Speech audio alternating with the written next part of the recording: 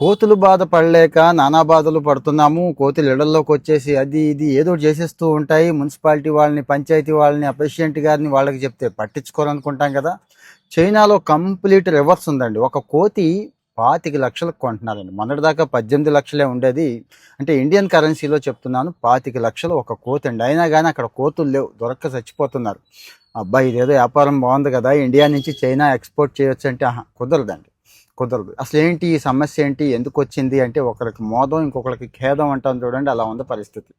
చైనాలో pharmaceutical development అండి, అంటే ఐ మీన్ రీసెర్చ్ బాగా జరుగుతుందండి. మందులు, మనుషులకు అవసరమైన మందుల్ని కనిపెట్టడంలో బాగా బాగా ముందుంది చైనా. చాలా పెద్ద పెద్ద కంపెనీలతో ఒప్పందం చేసుకుంటుంది. మరి వాళ్ళకి ఇచ్చిన హామీ ప్రకారం ముందు మనుషుల మీద క్లినికల్ ట్రయల్స్ వేయడానికి ముందు కోతుల మీద వేయాలండి. ఎందుకు కోతి మీద అంటే, మనిషి కోతి నుంచి వచ్చాడు కదా, మరి కోతి జీన్స్ మన జీన్స్, ఆ జన్యువులు సేమ్ ఉంటాయి కదండి. దాని మీద పనిచేస్తే ఓకే, మన మీద కూడా పనిచేస్తాయి అన్నట్టు. తర్వాత మనుషుల మీదకి వెళ్తారు. మరి ఇండియాలో లేదా ఈ సమస్య అంటే, ఇండియాలో ఆ రేంజ్లో రీసెర్చ్ జరగట్లేదు. మీకు తెలుసు, ఒకవేళ రీసెర్చ్ జరిగినా ఎక్కడ పొరపాటు జరుగుతుందో కామెంట్లో చెప్పండి. సో చైనాలో మరి ఈ కొరత అయితే ఉంది అని, అంటే కోతులు పెంచే వాళ్ళకి వ్యాపారం మామూలుగా లేదు అటండి.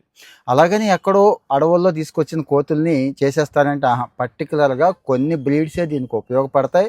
అంటే మరి మన కోతి, కొండముచ్చి ఇలాంటి కొన్ని వెరైటీలు మనం చూస్తూ ఉంటాం కదండి. ఇవి ఉపయోగపడతాయో లేదో తెలియదు కానీ ఆల్మోస్ట్ అది ఇలాంటి కోతులే అవి కూడా. కాకపోతే అక్కడ ఒక రకంగా పెంచుతారటండి, జాగ్రత్తగా బ్రీడింగ్ కేంద్రాల్లో పెంచి ఆ తగ్గ బరువు, ఎత్తు వగేరా అన్నీ వచ్చిన తర్వాత కొన్ని రకాల స్పెసిస్, అదే కోతి జాతుల మీద ఈ క్లినికల్ ట్రయల్స్ అన్నీ వేస్తున్నారు.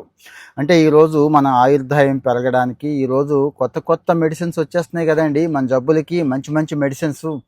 పాపం వీటి వెనక ఎన్నో కోతుల త్యాగం ఉందండి. అది ప్రపంచవ్యాప్తంగా, మన దేశంలో కాదు. అంటే అన్ని కోతుల్ని క్లినికల్ ట్రయల్స్కి వాడేస్తున్నారు, చచ్చిపోతాయండి. మీకు తెలుసు ఆ విషయం. అంటే 10-5% బతికే అవకాశం ఉంటుంది, మిగిలిన చాలా వరకు ప్రయోగాలు కదా, మరి ఇవన్నీ చచ్చిపోతున్నాయి. సో చైనాలో పరిస్థితి ఏమో అలా ఉంది, ఇండియాలో పరిస్థితి ఏమో ఇలా ఉంది అని చెప్పడం నా ఉద్దేశం. దీని మీద మీరేమంటారు? అంటే జంతువుల్ని ఈ రకంగా వాడుకోవడం మీద మీరేమంటారు? మరి మనకి మందులు వద్దా, మనం బతకొద్దా అంటాం ఒక్కోసారి. కుక్కల విషయంలో కూడా ఇదే జరిగింది.